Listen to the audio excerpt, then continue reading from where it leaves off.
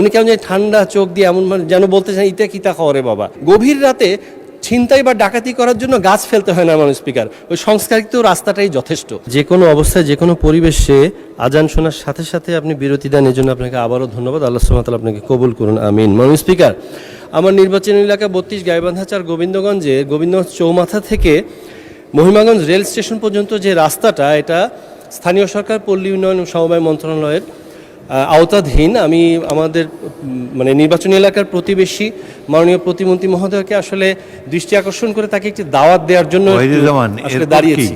বিষয়টা এমন যে এই রাস্তা দিয়ে যদি যান উনি, মোটামুটি রোলার কোস্টার রাইডের মতো হয়ে যাবে। মাননীয় স্পিকার, মাননীয় পানি সম্পদ প্রতিমন্ত্রী একটা খাল উদ্বোধন করতে গিয়েছিলেন, তো যাওয়ার সময় আপনার মনে আছে ইনকামবেন্ট গভর্নমেন্ট, এই অন্তর্বর্তীকালীন সরকার ৬-৭টা পয়েন্টে কিছু সংস্কার করেছিল। আজীব ও গরিব সংস্কার হ্যাঁ মাননীয় স্পিকার। কীরকম জানেন?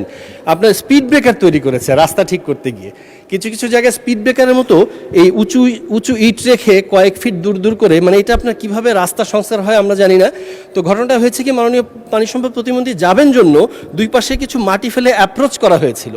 তো উনি হয়তো রোলার কোস্টার রাইডটা পুরো পাননি, তো ফেরার পথে ভারী গাড়ির চাকায় ওই মাটিগুলো উঠে গেছে, আবার আগের অবস্থায় চলে গেছে। তো এই জায়গাগুলো হয় কি, এই ৬-৭টা পয়েন্টে গভীর রাতে ছিনতাই বা ডাকাতি করার জন্য গাছ ফেলতে হয় না মাননীয় স্পিকার, ওই সংস্কারিত রাস্তাটাই যথেষ্ট।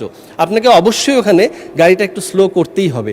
তো যাই হোক মাননীয় স্পিকার, আমি আপনার মাধ্যমে মাননীয় স্থানীয় সরকার প্রতিমন্ত্রী এবং মন্ত্রী মহোদয়কে বলবো যে এই মহিমাগঞ্জ পর্যন্ত স্টেশন পর্যন্ত গোবিন্দগঞ্জ চৌমাথা থেকে এই রাস্তাটা পুরোপুরি সংস্কার করা অতি দ্রুত জরুরি। আর যেহেতু মহিমাগঞ্জের কথা আসলো, এই কানটান্নে মাথা আসে মাননীয় স্পিকার, আমাদের সুগার মিলটার কথা আমার বলার ইচ্ছা ছিল। মাননীয় শিল্পমন্ত্রী মহোদয়কে দেখছিলাম, আমার শ্বশুরবাড়ি এলাকা সিলেট বিভাগের মাননীয় মন্ত্রী, উনি, আমি যতবারই যাই এখানে সংসদে কথা হয়েছে, সিদ্ধান্ত প্রস্তাবে আলোচনা হয়েছে, উনি আশ্বাসও দিয়েছিলেন। কিন্তু যখনই তাকাই উনি কেমন জানি ঠান্ডা চোখ দিয়ে এমন যেন বলতে চান ইতে কিতা খবরে বাবা। বুঝি না উনি ইনশাল্লাহ কবে করবেন, আমরা